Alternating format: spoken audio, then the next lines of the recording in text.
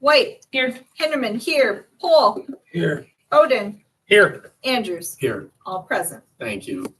Proof of giving public meeting notice, Aaron. Yep, notices are posted at both schools, sent to the village of City Hall, and sent to members of the media on Monday, July 15th. Thank you. Item 3 is the consideration of the consent agenda. Are there any items A through G that you would like pulled for further discussion? Hearing none, would someone move? I'll move to approve the consent agenda as presented. Is there a second?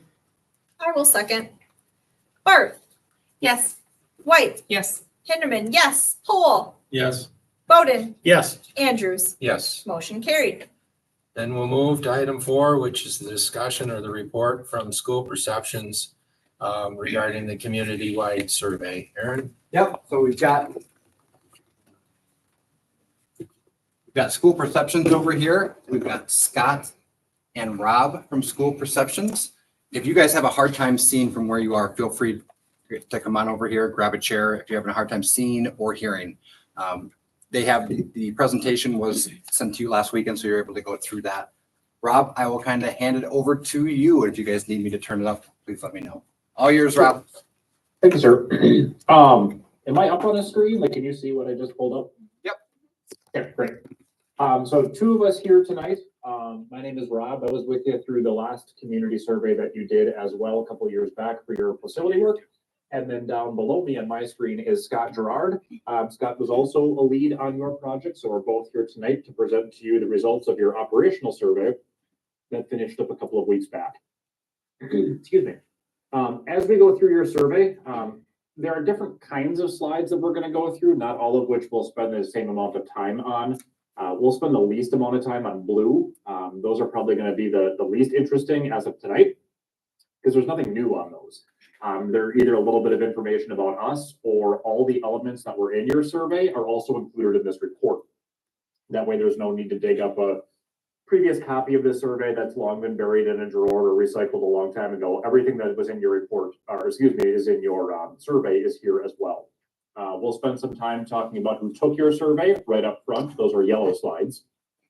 Your results and analysis is really the meat and potatoes of your report tonight. Those are in green, and then we'll leave time certainly for wrap up or questions at the end in gray. So you know about us. This is not the first time we've worked with you, and this slide is really here just to let you know that this isn't our first rodeo. We've done over 10,000 of these types of surveys in nearly 1,000 districts across the state. So let's talk more about you in your survey. Your survey finished up almost exactly a month ago on June 17th. And you had an outstanding response rate. 1/4 of the folks who we sent the survey to responded, 25% on the dot. And that's more than you had last time around. So whatever you did to get the word out very much worked. On average, our response rate is about 15 to 17% for a community your size. Once we hit that average response rate, our predictions are accurate about 94% of the time.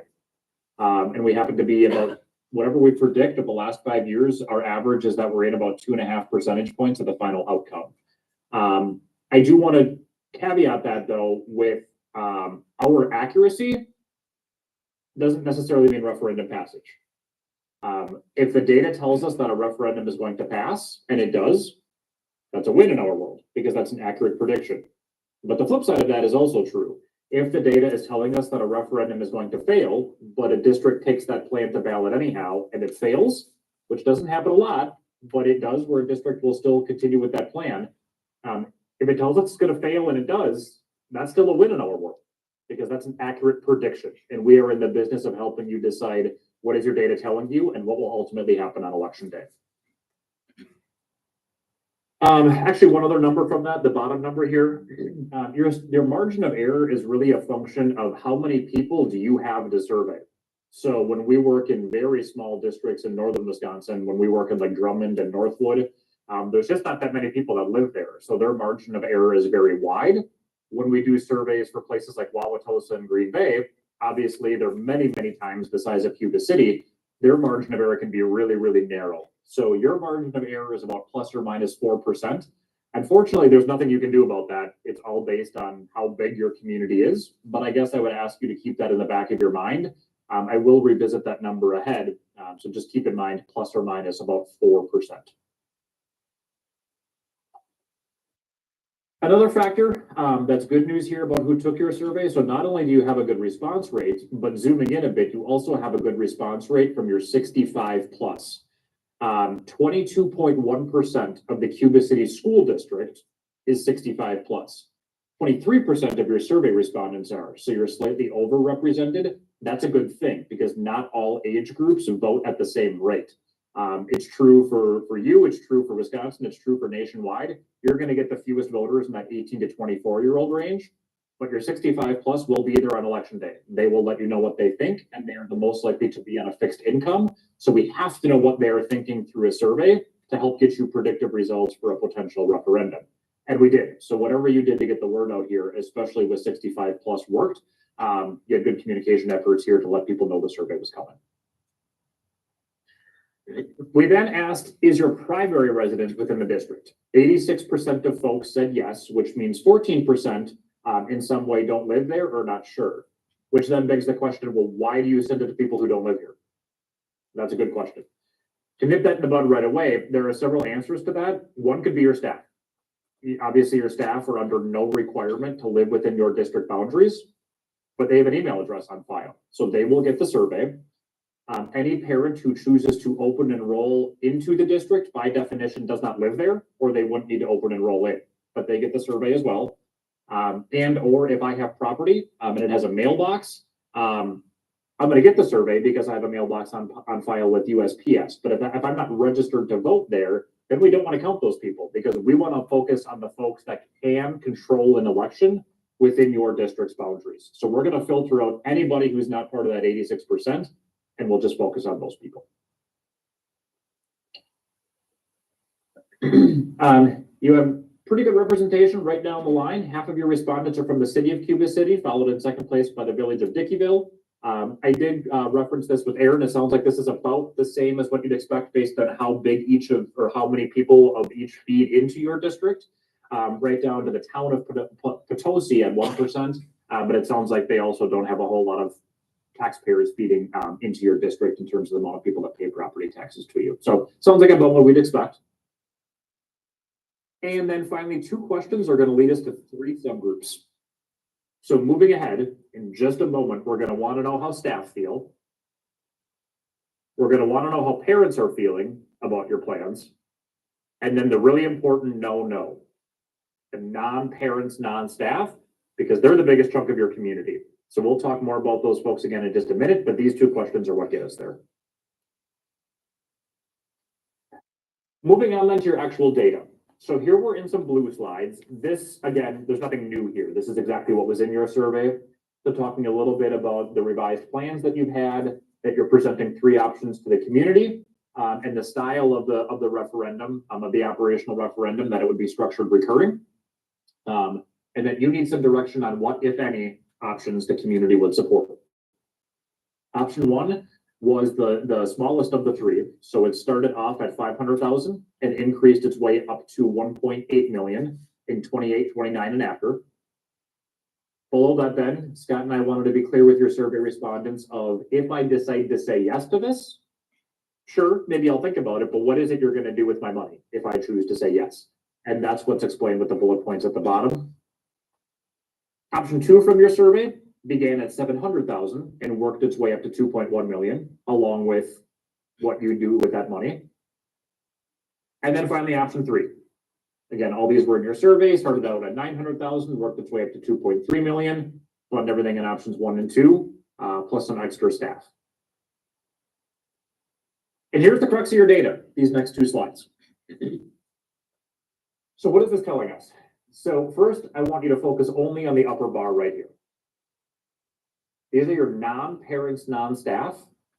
75% of your community is included in this bar right here.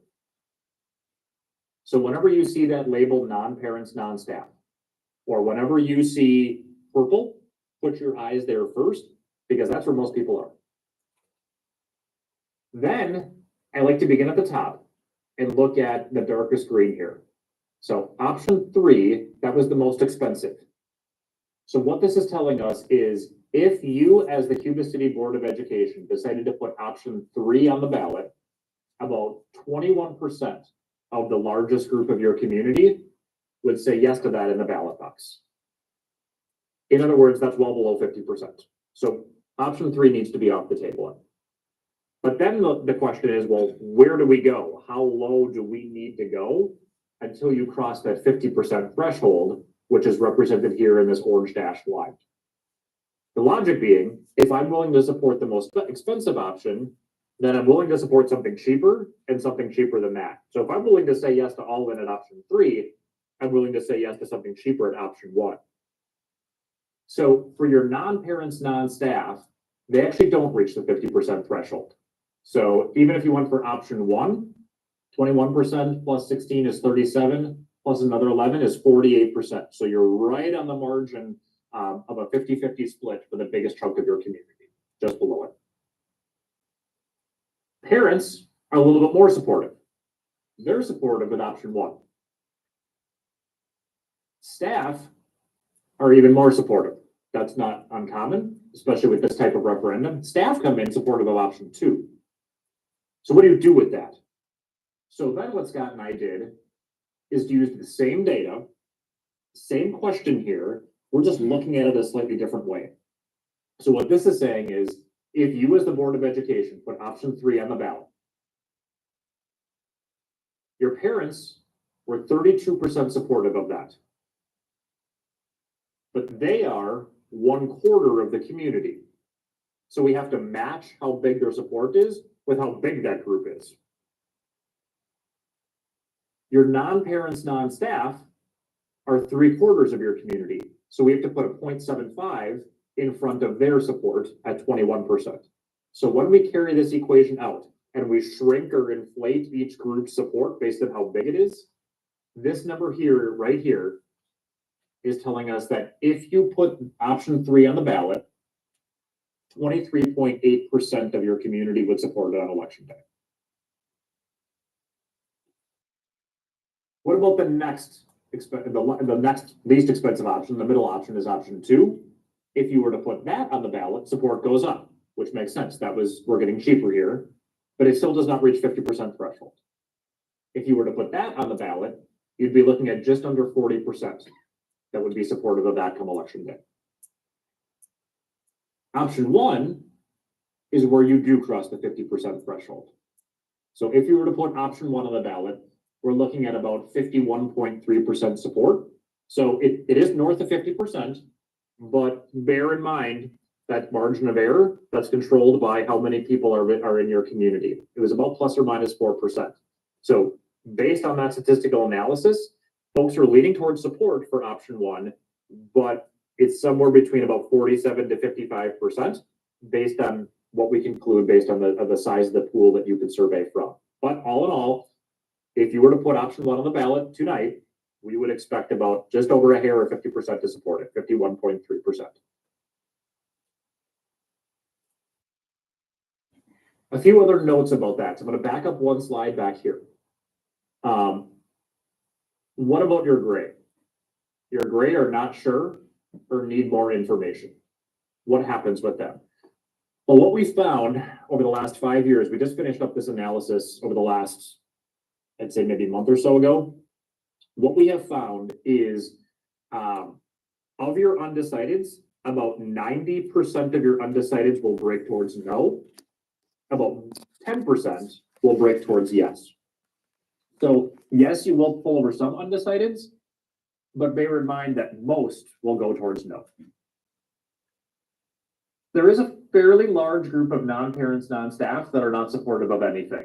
This is a little larger than normal for an operational referendum. If that were about a quarter to maybe 30%, I would say that's fairly normal.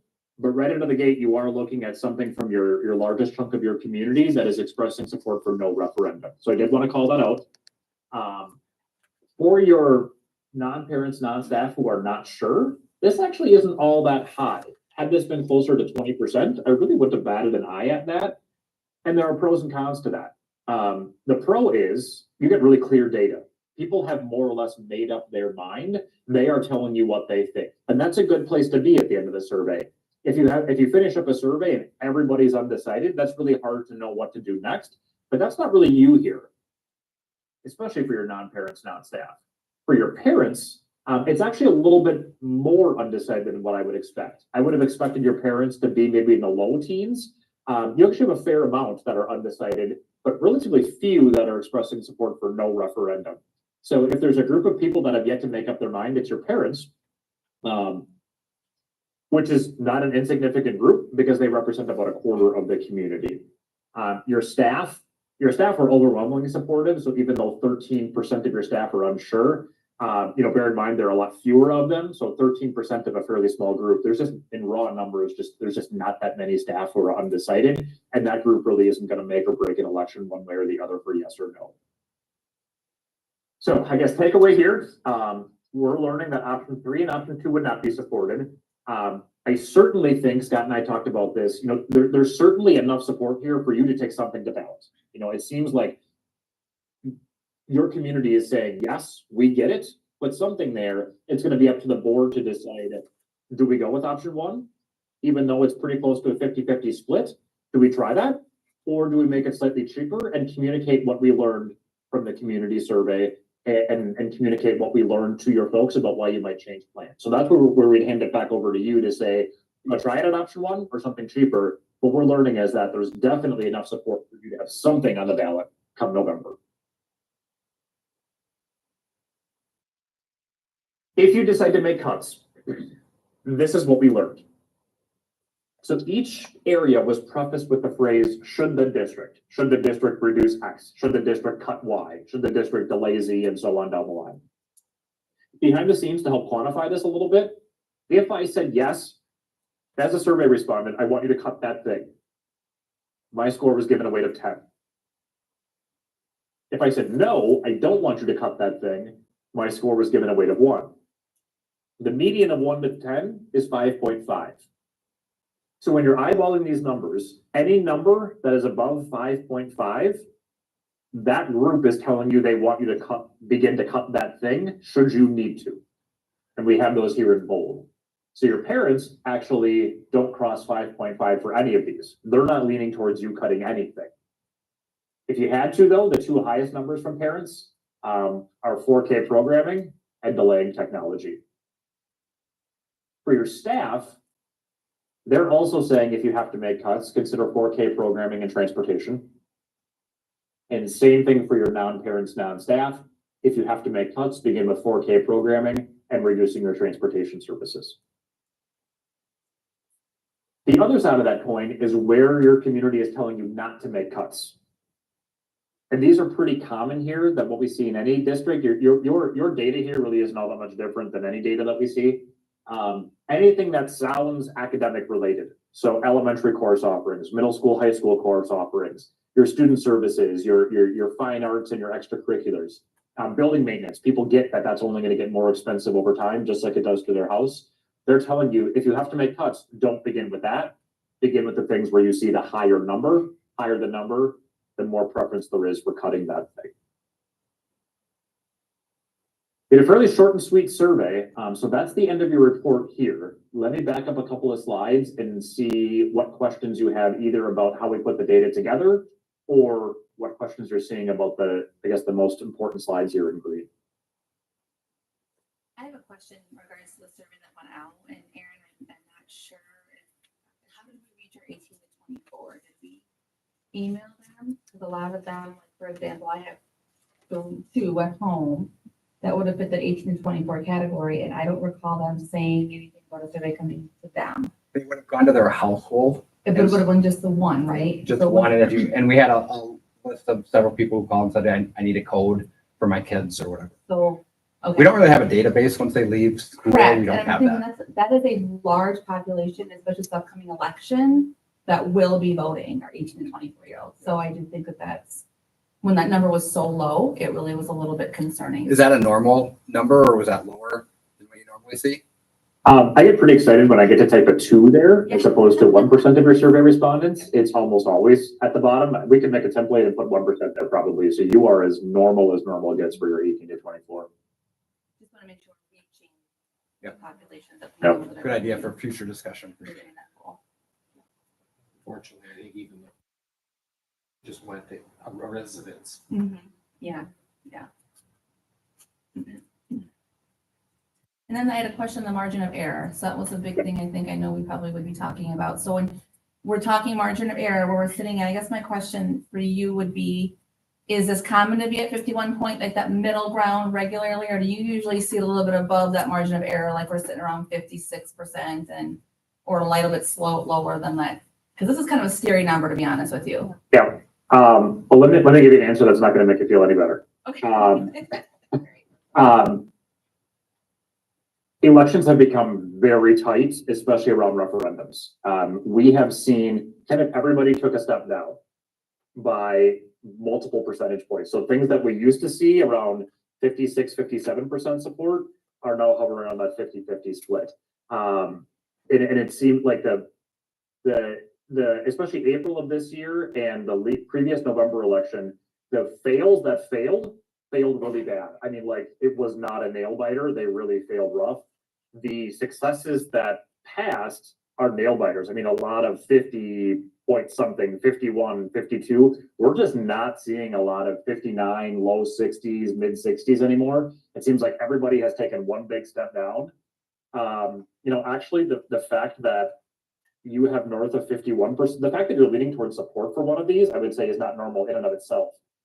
Scott can correct me here, but I would say for every 5 reports we've given this spring and summer, 4 of them are probably predicting failures. 1 of them are probably predicting a success. So you're actually bucking the trend by seeing support for something.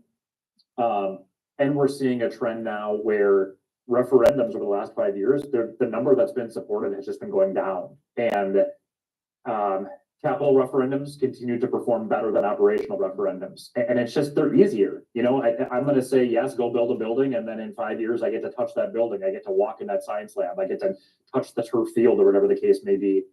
People don't get negative tertiary aid or the fact that 75% of your budget is based on salaries, things like that. Or they see in the paper, there's a 402-year increase in school finance because of the latest school budget. And they think, did you just get a bunch of money for like 4 centuries? All of which may or may not be true, but people aren't an expert in school finance. And I'm one of those people. So that's a long-winded way of saying your nail biter, unfortunately, has become very common. But the fact that you're above 50%, I think is a little bit of a glimmer of good hope because that really hasn't all that common anymore. In 2022, I think they predicted we would pass at 56.2 and it was 56.1. What year was that again? That was 2022. So I'm sorry, I'm asking so many questions. What do you see typically when you run these surveys and it's an overall political election on top of a traditional referendum election? Do you see more, the margin of error is a little bit more skewed? You know what I mean? That you have a lot of voters coming out in November. A couple thoughts about that. In general, in Wisconsin, the higher the turnout,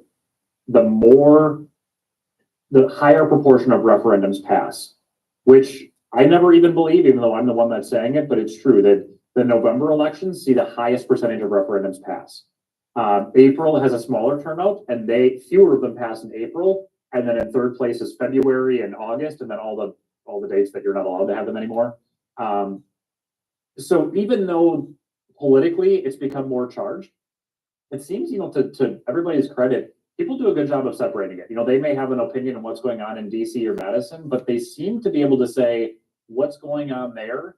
I have to separate what's best for my kids in my school because I don't want to shoot myself in the foot. I want to make sure that the kids in our community are well educated. So it's almost hard to believe, and I know that, but it really doesn't matter as much as I think it does, and I think that's actually good news. We usually get about twice as many people that vote in November.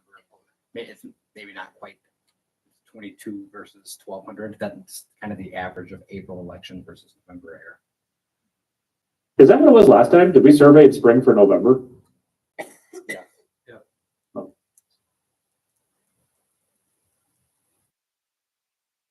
I'll ask a question, but let me know if I'm jumping ahead with this question. I know we had some open-ended options on the survey. Did we see any trends come out of those in terms of that undecided population? If we can spray that 2% of it, what are the things we need to be answering? Yeah, we talked a little bit about this. First, we did prioritize our quantitative data because we do encourage you to make decisions off of this. We kind of call it I call it the US Cellular problem. I have US Cellular.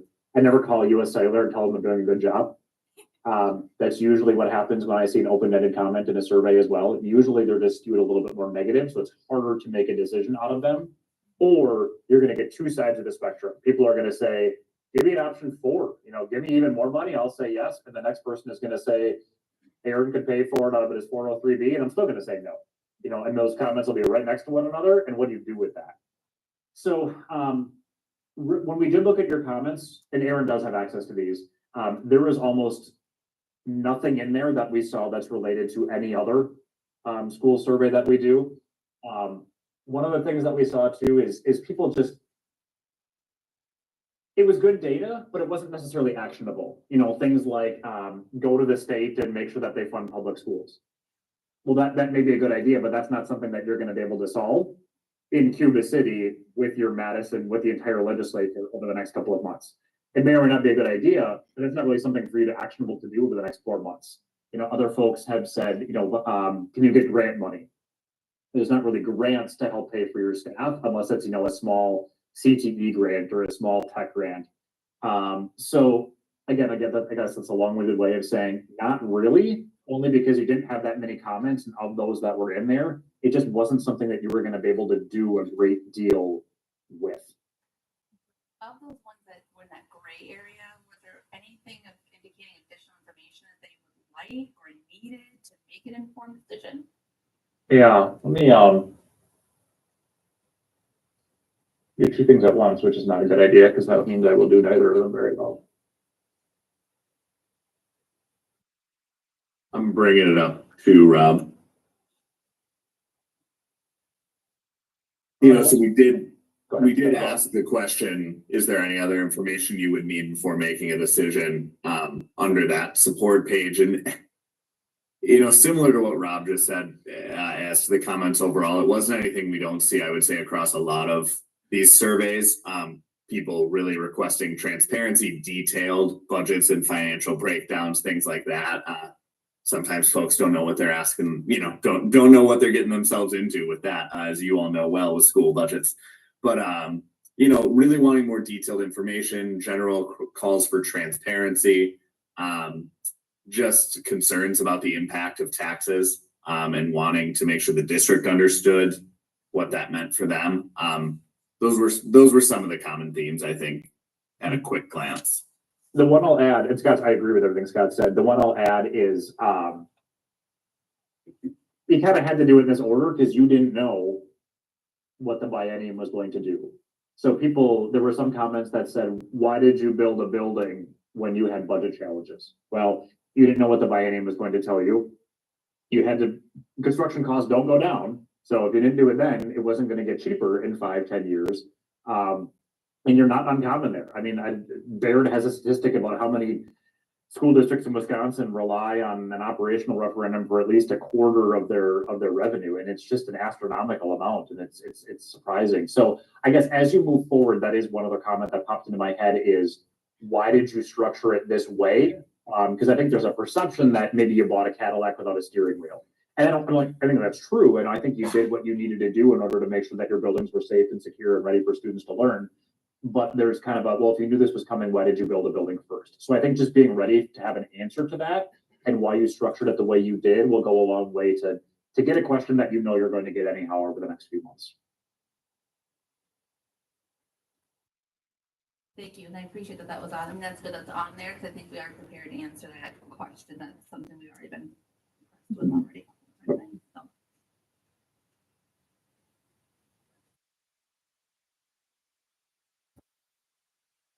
Any other questions? All right, Rob, I think we must have done a nice job explaining. No more questions. It was really well done. Thank you. Yeah, thank you. Oh, thank you. Tell all your board friends. We're always looking to make new friends. If by all means, if you think of something as soon as we hang up, that's always how it goes. Aaron knows how to find Scott and I. So if you think of anything, let us know. We'll be happy to help.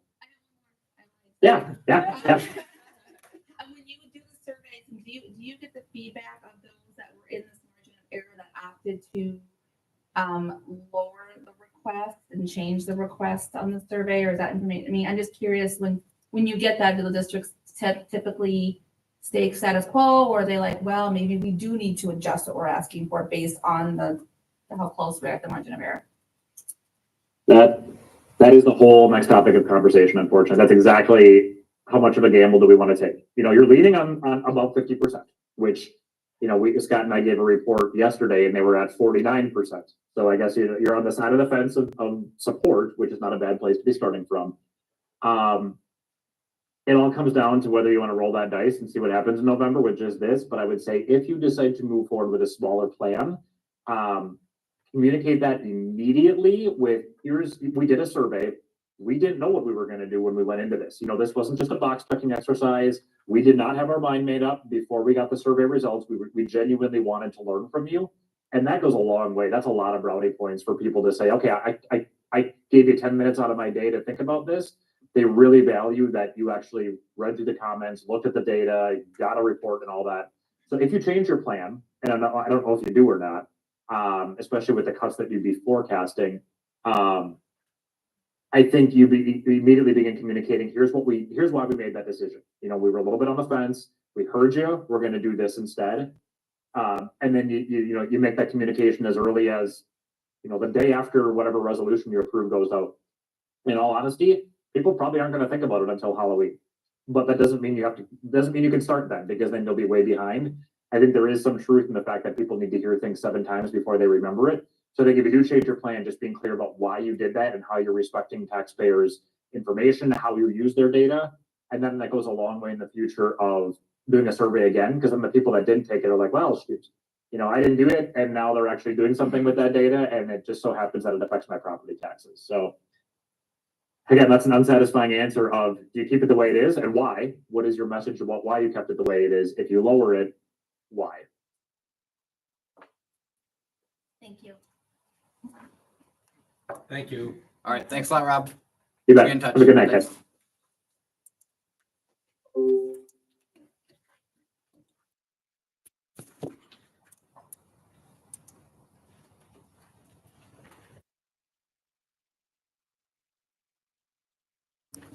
Do you remember what the percentage of yes and no's were to the losing referendum? It was maybe it was 59 to 41, 58, 42, it was somewhere around there. Percent. So I guess before we leave this, because it's not in our agenda, I believe, correct, Aaron? The discussion is so we can. The discussion, okay. So I guess what is the board's thoughts or pleasure as to where we go after hearing the school perceptions report? Because I think we heard it's sort of a crap shoot at 51%. It ranges between then 47 and 55%.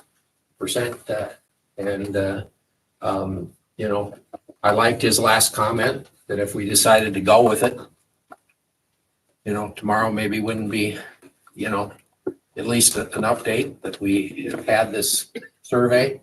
This is what we learned, that if we go to survey, it would be for option 1 and it would be, whatever. And then I don't, other than revisiting the whole thing, which I would assume would mean then we wouldn't be able to run a referendum in November. So we'd be back to April. Is that correct? Because of the timing, we need August By language. August 25th or something. So at the August board meeting, we can pass the resolution and that would be on time. Except that if we were to do all the work about figuring out what option 4 would be, Right. we'd probably need a special meeting at the very least to come up with an option 4 to even consider going to referendum on that. What's the final date where we have to make a decision? It is on or before August 27th. It has to be certified. And our meeting is in August. I don't care what it, you worthwhile have a special meeting, then take some things around, just to see if we did lower a little bit, try and get our percentage a little higher, hopefully that'll go, or I mean, I could buy without anything less.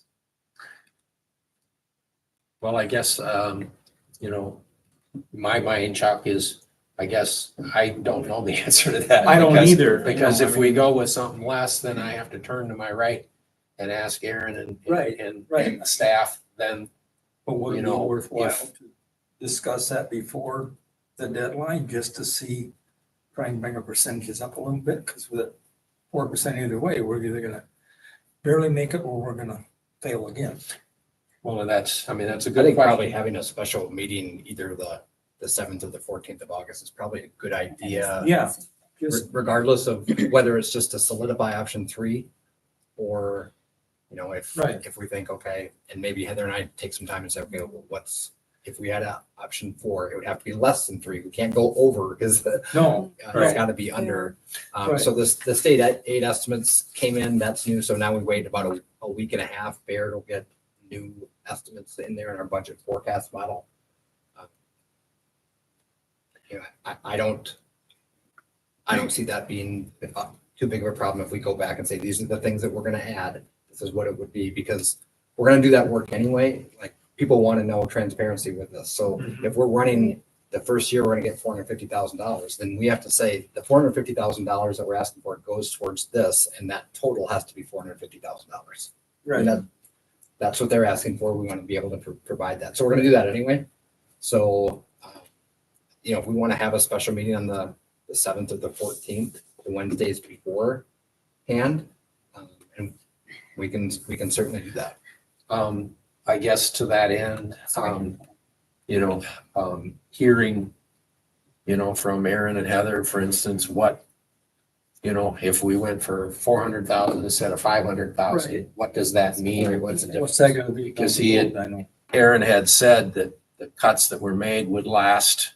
This year and next year, but that's without any wage increases for salary. Which really is not a good. So I guess I'd like that spelled out if we're gonna have a special meeting, that if you do, you know, if you lower it to 400,000, what does that mean? I think it's worth getting on the table and having the discussion based on the comments from our community. That gives you some time to digest what you just heard too. And Right, based on how close it absolutely. is, right? I mean, because it is, and I know no one can predict this, but my presumption is this is going to be a very charged election this year because of just the circumstances. And so I think we are going to probably have a lot more voters out there. And this 51%, I'm like ecstatic that we're on this end of it, makes me very nervous still, you know, that we could be really. 59 would be better. You know, I mean, so if there's a way to at least honor what the community is asking to kind of look at and see, and if we can't, we can't. You know, if we have to come back and say, we just can't, there's no way. From the cost cutting scores there, Aaron, the two that they've got highlighted that say that they would be most interested in cutting is the reduced 4K programming and reduced transportation services. So and I don't think we should be just tossing around numbers 500 to 400,000 without knowing anything. Right. Can you put a pencil to those two things? What would reduce those two items Right. and what number that ends up at? Sure. And that'll be really like this year, just so you guys all know, our 4K numbers, the highest we've ever had, I think, is 52, and we're 62. 62 today. So, Need to increase them instead of reduce them. so The way it sounds. Right. that's what the community is thinking. This year that happens, that would be a rough sell, just because it would be that we'd lose money on that. But I think showing that numerically is what you're asking for. I Yes. think that's good. Yeah. Or, you know. Because I mean, it's so close, you know, that we're throwing that number $400,000. I mean, it's at 5. I mean, maybe the number ends up being 482 Correct. or, Right. you know, just we're gonna cut it where our needs are really at. Things will be Mhm. tight. And Especially if we have a little more information. Yes. Than we did in May. So I mean, to me, that does, I don't even know what that means, cutting 4K programming. We're not cutting 4K programming. It would, That is, but you know what I mean. yeah, like I if that's one of I the don't top have a things clue to where that investigate, I just do not want stands. that rumor starting tonight. That number would show a loss. Yeah. If we cut that, it would make us cut more things this year. I think it would be worth our time because they've asked for something. Let's just try and run it and see where we end up. Do you guys want to look at your calendars and see if the 7th or 14th? I cannot works do the better? 7th. I know Okay. The 14th would give us a little more time because it's, Yeah. there's a lot of numbers here that we want to make sure. we I'm get. free either.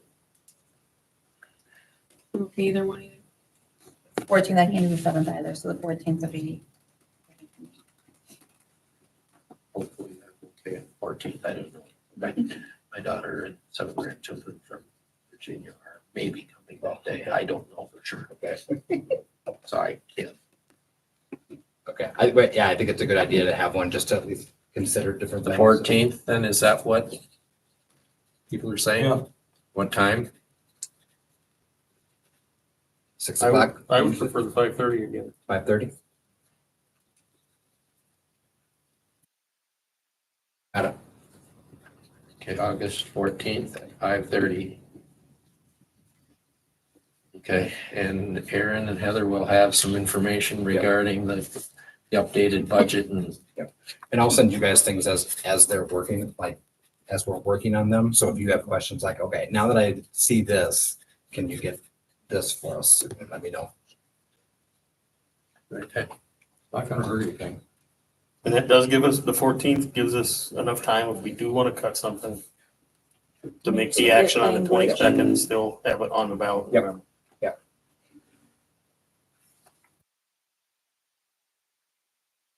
Anything else then regarding the discussion on the survey and our referendum? All right. We don't have Alrighty. Anybody there for public or nobody? No public recognition, so we'll go to administrative reports. Jason Elementary, please. All right. I don't know if everybody appreciate it, but we'll get a swing. There's some good spirits here. Happy to report summer school was a successful event shared by approximately 290 students this year between band lessons, the grades 6 through 12, health and fitness, and a variety of learning experiences in the classroom sections. Family surveys have returned many positive comments and students praise the overall experience. We're very thankful to the families and students for their participation, in addition to the following individuals and groups. Jessica Luker and Jesse Dinar deserve the utmost recognition for organizing, preparing, and ensuring that all students' needs were met throughout the summer school event. They were the heart and soul. Their exemplary efforts received praise from staff, parents, and students as having conducted the best summer school ever. The summer school staff shined with a positive energy during the presentation of unique, fun, and engaging lessons. I really appreciated their enthusiasm and willingness to meet student needs.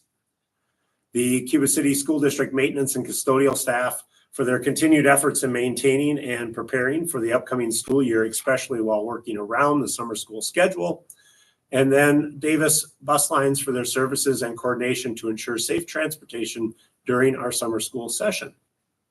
We'd also like to extend a special thank you to Town and Country Kids 4-H Club. Members and parents provided and served root beer floats for all students and staff on the last day of summer school. We do look forward to seeing the many projects and presentations being prepared by club members for the county fair season from that club and the others in our area. We'd like to extend a thank you to Miss Emily Bodie for her time as an elementary art teacher. We wish her all the best as she transitions into the Cuba City High School art teacher position. I know staff and students are looking forward to our opportunities to collaborate and learn together in the future. Also, a thank you to Cuba City Elementary School Counselor Gabrielle Dreska and Cuba City Elementary School teacher Robert Bendorf for their service to the district. We wish them well on their next endeavors. And then finally, personally, I'd like to thank the administrative assistants and administrative team, in addition to many individuals in the community, for the warm welcome and supportive guidance in my new district role. Thank you, Jason. Thank you. Any questions for him? I just want to say it's to watch the summer school program grow the way it has over the course of the last few years is just really, really super to see. So kudos to everybody for all that work. So. Ready? Chris, middle and high school report. Yeah, I want to start by thanking Cameron, Adam, Brian, Robert, April, John, and Tristan as the high school and middle school look amazing. I know they're moved down to the elementary school, but they have the high school and middle school shiny as can be. We're ready for the new school year to start. Cameron did report as far as around the district that they're working on removing and replacing some trees that have died or need to be moved for safety reasons.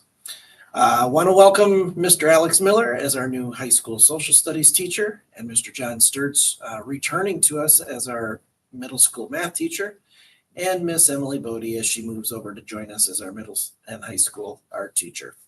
I want to thank Pam Tranel, Julie Kaiser, Jesse Denard, Jessica Lupker. They, along with some help from Miss Burkett and Miss Davis, have things all ready to go in Power School so our families can begin signing up. Power School went live yesterday for the 2024-2025 school year. Miss Van Scandal students have been very busy now that we're in the season of showing livestock at the various fairs. I was able to attend the Lafayette County Fair and watch our students show lambs. We had 24 students participate in showing swine, lambs, dairy, beef, and poultry. 16 of these students showed animals for FFA. In swine, Karina Pitson earned Supreme Swine Showman and took second with her gilt and placed with her barrel. Clayton Doherty took second in his class. Hannah Albert earned Supreme Poultry Showman with 2 breed champions and 2 reserve breed champions and reserve of the show. In the goats category, Morgan Van Scandal had the class-winning market goat and earned reserve Supreme Goat Showman. Julia Bush had second in class and second in showman for goats. Evan Curtis took second in class in the beef category. For sheep, Allie Ingersoll had the 4th place overall market lamb. Dee Christ earned reserve Supreme Sheep Showman. Easton Schmidt took 3rd in class. And then also showing sheep were Brooke Denar, Izzy Denar, Josie Cruiser, Elliot Cummins, Maggie Shizzle, and Nolan Van Scandal. Additionally, Peyton Calvert showed for the Lafayette County Junior Holstein Association. He earned reserve junior champion Brown Swiss, class-winning Holstein, and champion senior showman. 7 students showed for 4-H. This included Cale Gustafson, Lauren Gustafson, Maggie Doherty, Bethany Doherty, Brittany Miller, Isaac Miller, and Brandon Coulthard. Ms. Van Scandal stated that the biggest highlight for her was the fact that 5 of the 12 showmen and master showmen were all from Cuba City. This included Dee Chris, Karina Pitson, Peyton Calvert, Hannah Albert, and Morgan Van Scandal. Thank you, Chris. Any questions? Whitney, special ed. Hello. In special education, we use a web-based system to create and manage IEPs. This is called Seeds for Schools. We also complete our state and federal forms, file school-based services reimbursement requests, and create and manage class lists within the system. Every year, the system completes a rollover, which occurred yesterday. So the rest of this month, I will be continue working on developing the class list, ensuring all students are listed in the correct grade level and assigned to the correct special education teacher. And I am also attending several training sessions for this web-based program. Throughout the school year, I would like to provide information to our school board members, district staff members, and community members of resources and special education information. This month, my focus will be the Birth to 3 program. The first 3 years are the most important building blocks of a child's future. The Wisconsin Birth to 3 program is an early intervention special education program. It helps children under the age of 3 who have delays or disabilities. Early intervention is the term used for the services and supports for young children and their families. In Wisconsin, early intervention is known as the Birth to 3 program.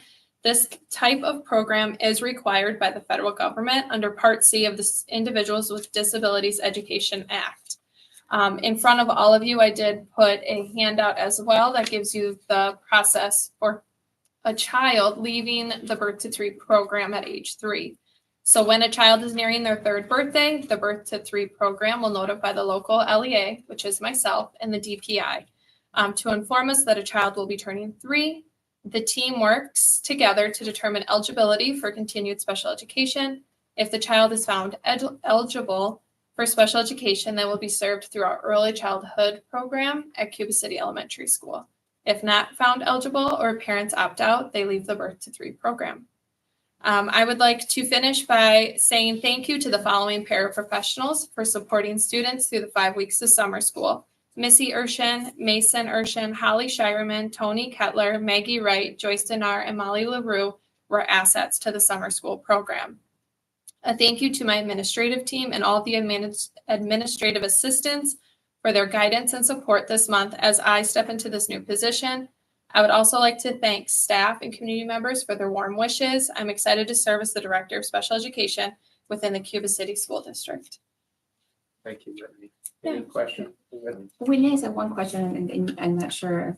Do you use the seeds interchangeable with the 504s to house them as well? Not at this time. Okay. I'm not really familiar with the Birth to Three program. Is this new or been in existence forever? It's been in existence for a while. So it's a community program. So families who have a child they feel might be below or behind on milestones can reach out to their county representative. If you just Google Birth to Three in Wisconsin, the website is very functioning and it's very easy to maneuver around. And then it'll give you contact to your county representative. And then if your child qualifies, they will help kind of connect you with the services they might need. Thank you. Yeah. Alrighty, and Heather's not here. There was a- Just ending up one year, starting another, there's always two bill baskets. Last year takes us usually till about September for all the bills for last year got paid. And the auditors get her. So she's entering audit season, so Heather will be starting to work some long days with all the auditors in our office. Your report, Aaron? Yep, I'll start with the FEMA grant update. We met with the federal FEMA engineering team on Wednesday, June 26th. Chuck and Gary were there as well. The meeting was scheduled so the FEMA engineers could ask questions about the project. And this was our first meeting with the federal FEMA team. Specifically, they were asking questions about the selected generator in our proposal and total occupancy amounts. Those were the two main things we talked about. We were able to provide them with the answers during the meeting, but did say that they would likely send us another RFI the following week. And we have not received it as of 4:00 today. But hopefully they told us what was going to be on the RFI. So it's already done unless they add something to it and Jordan will send that back. Then the next week, there was a rumor in our community that we had lost the FEMA grant, and we have no reason to believe that that's true at all. The FEMA engineers gave absolutely no indication that we would not be receiving the grant. In fact, several times they said, we just want to make sure all this is right so we can get you guys moving in the project in the right direction as quickly as we can. So I'm not sure where that started, but those of us in attendance did not walk away from that meeting with any indication that we were out of the FEMA grant at all. On Monday, July 1st, the DPI released their first estimate of the 24-25 general aid estimates. Cuba City School District is expected to go up $142,000 or about up 2.85%. So keep in mind, when I say that, that does not mean that we get $142,000 extra. What that means is we get more in state aid because our community grew, and then that would lower the mill rate, that we would collect $142,000 less in property taxes. Why is that? Why isn't it additional dollars? It's because of the revenue cap limit that was set in 1993. So when general aid goes up, the mill rate goes down. When general aid goes down, then the mill rate goes up. So it's not a lot. 2% doesn't change our mill rate a great deal, but it's always better than going the other direction. We are excited to have our new members of the leadership team. We've got here tonight Mr. Holzmer and Ms. Casper, and we also have Mr. Handy as our Building the Grounds Director, and I just love saying our Building the Ground Director's name is Mr. Handy. This month, we also saw our school board member, Lisa Mueller, step down from the school board to apply for a teaching position at our elementary school that we'll be acting on tonight. She asked I pass along her appreciation to all the board members for the work that you all do. When a board member steps down, our policy states it's up to the board to fill it. Any interested applicants should contact board clerk Megan Hinderman. We already have one who did, so that's good. Last time we weren't sure if we were going to get one. We were able to talk Sarah into it, and hopefully she doesn't regret it too much. The board will then determine if interviews are necessary. If we have multiple candidates, before acting on the approval of the new board member within 30 days of the resignation or 60 days of the resignation. So that's kind of what our policy states that we'll do. Tonight, we heard from school perceptions on the survey results. In August, we have to have our language approved, and that meeting is set for Wednesday, August 21st. We already talked about that, so that's my report. All right. Thank you. Any questions of Aaron? All right, hearing none, we'll go to new business. Approve the date and time for the August regular meeting, which is set for the 21st at 6:30. Is that a go? Yeah, I would like to make a motion, we move it to Dickeyville and try and get out there, because I talked to the lady in the city office. She would like to get the word out to have the people come and ask questions, because they have a lot of concerns. I just don't think it would hurt a thing. Would it be better to have the special board meeting there? If they want to ask questions Yeah, about kind of the that'd referendum, be maybe we fine have on the the- special on the- referendum, No, the special meeting. second Wednesday of the month, they have their city meeting. She told me would be the 14th. Oh, okay. Okay. Yeah, so I mean, I don't think it would hurt a thing. Yeah, I would like to have our special one there, but it's gonna be on the night of the city board meeting. That wouldn't Okay. work. Okay. We can do that. I have no checks. And, ask questions where we could answer them, so try and get them on board a little more or so. Okay, Yep. thank you, Gary. All right, so 21st, 6:30 Mhm. in Dickeyville. Do we need to confirm a room? Yeah, I was gonna say, I'll check with Donna tomorrow. If that doesn't work, I'll let everybody know, but I'll check with her. Typically, when we make the motion, we're just simply approving the date and time, Correct, yeah. not the location. Alrighty, moving to B, approve the 24-25 academic standards there. Yep, these are required by a school board every July. They're the same standards that we had last year, with no new standards being changed by the state or by our departments. I recommend we approve the academic standards. We do not have to approve all academic standards every year.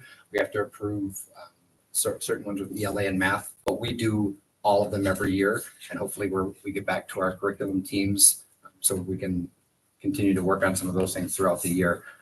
But in case you're wondering, we don't have to approve all of them, but since we're doing some subjects, a few years ago, we just said, why don't we approve all of our standards? And we do that yearly. Any questions? Would someone move? I'll move to approve the 2024-25 academic standards as presented. I'll second. Barth, Yes. White, Yes. Hindeman, yes, Poole, Yes. Bowden, Yes. Andrews, Yes. motion carried. Item C is approve the DPI pupil non-discrimination self-evaluation summary. Yeah, we have to do this every 5 years as well as self-reflection to ensure we take the time to look at how different groups of students do in our school. So we look at policies, we look at our report cards, we also look at practice and outcomes of those things. I had a lot of help on this from teachers, from administrative assistants, from administrative team, and we've got to have that to the state by January or July 31st. Were there any questions regarding that summary, board? Would someone move? I move to approve the DPI pupil non-discrimination self-evaluation summary. I'll second it. Barth, Yes. White, Yes. Hinderman, yes, Poole, Yes. Bowden, Yes. Andrews, Yes. motion carried. Then under personnel, approve the hiring of middle school math teacher John Sturts. Yeah, we had these interviews last week, brought in our top candidate for math. Mr. Sturts was a teacher here many years ago and is coming back to Cuba City, and he was the recommendation from the entire interview team. Are there any questions? Otherwise, I'd entertain a motion to approve. I'll move to approve the hiring of CCMS math teacher, Mr. John Sturts, as presented. Is there a second? I second. I'm gonna give it to Sarah, I'm sorry. Go right ahead. Barth, Yes. White, Yes. Hinderman, yes, Poole, Yes. Bowden, Yes. Andrews, Yes. motion carried. Approve the hiring of high school social studies teacher Alex Miller. Yeah, Alex is a Cuba City High School graduate, class of 2020, had one of the most impressive college resumes that I've ever seen. I was a social studies teacher, so I was really excited to see all that. Also, all the social studies based activities that he did while in college. So we brought in our top candidates and Alex was our unanimous top choice. So I recommend it. If there's no questions, I'll move to approve the hiring of high school social studies teacher, Mr. Alex Miller, as presented. is there a second? I'll second. Barth, Yes. White, Yes. Hinderman, yes, Poole, Yes. Bowden, Yes. Andrews. Yes. Motion carried. C is approve the hiring of elementary art teacher, Sophia Sander. Yeah, this was a little different. We did have just one applicant for this position. She declined the interview. And we had earlier interviewed Sophie for a 4K position and thought that she'd be a great fit and did a great job with the kids. And we remembered that she was a wonderful art student in high school and reached out and asked if she'd be interested in just talking with us a little bit about what this would look like. She took a lot of art classes in college. In fact, she's just a couple classes away from getting her art degree. And she thought, maybe I will really like art. She said, if I don't, after the first year, maybe I'll go back into the regular classroom. But she said, maybe I like art. Maybe I'll just stay with it. So a fine candidate, another high school, Cuba City High School graduate.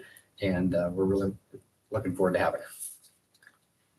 If there's no questions, somebody move, please. I'll move to approve the hiring of CCES art teacher, Ms. Sophia Sander, as presented. Is there a second? I'll second. Barth, Yes. White, Yes. Hinderman, yes, Poole, Yes. Bowden, Yes. Andrews. Yes. Motion carried.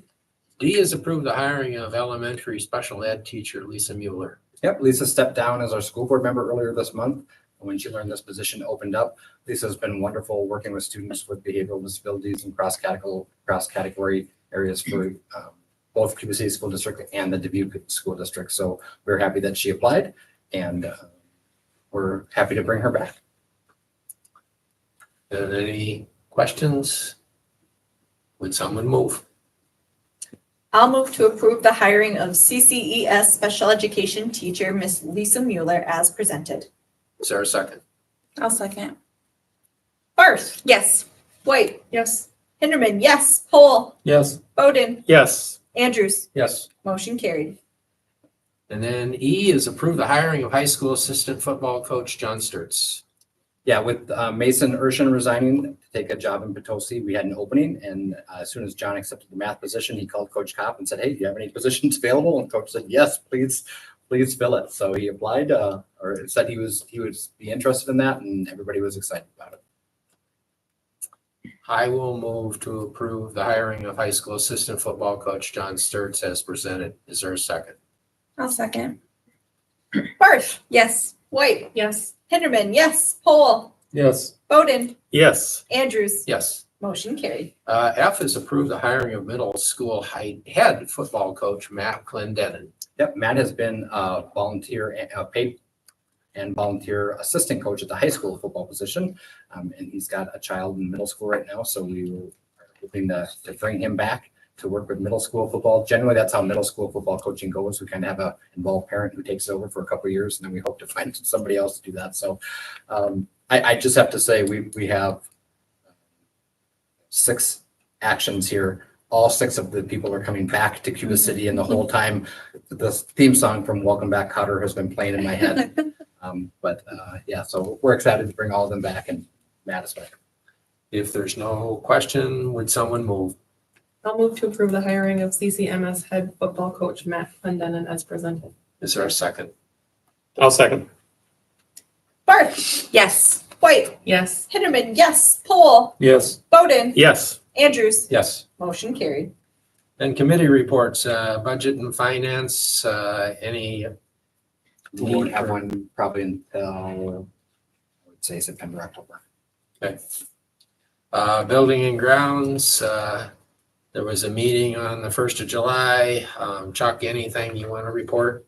Well, we looked around at the trees that got to come down, and we talked a little bit about trying to get something done at the parking lot. I don't know, has that gone any farther, do you know? I asked Brad for dates, and he's going to check. He was hoping to get that started before August, and that job completed before the first day with students. But I don't have specific dates yet. That was the target.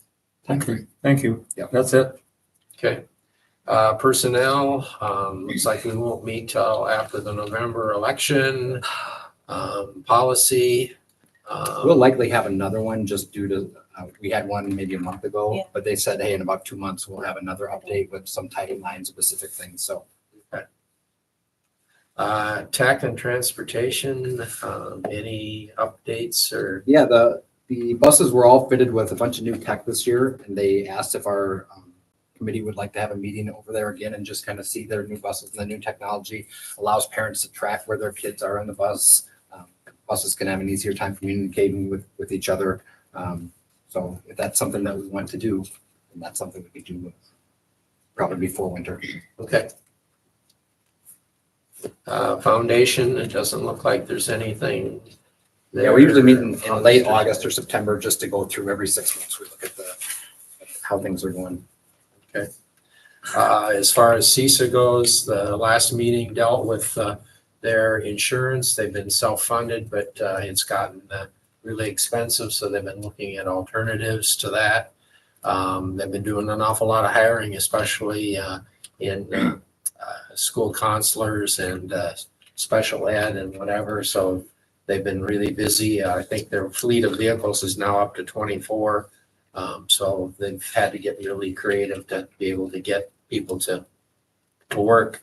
Other than that, I don't have anything else. So we would entertain a motion to adjourn. Can I just ask one question? Are we, I mean, just looking at the administrators, are we fully staffed going in beside the school counselor right now? I mean, That's it's the only position we don't have just know how it is when it gets close to the school year right now. starting. Last time I said Okay. that, the next day. I know, somebody I'm just resigned, saying, I and know they how all it gave me gets, a bunch so. of So we're grief looking about really good is what you're saying. Everything's pretty strong, good. Good. That's a We good place currently to have be. one opening. And we have we have interviews set up for 3 applicants. So That's a good place to be. Is it- Okay. This week we have those interviews. Okay. So you don't have to apply to fill it. No, I will not. Somebody else sits down. Okay. That's your fault, that if somebody else does. All right. Is there a motion to adjourn? Make the motion, we adjourn. Is there a second? I will second. All in favor? Aye. Thank you, everybody. I. I'm like, I left something. Sarah's been looking down.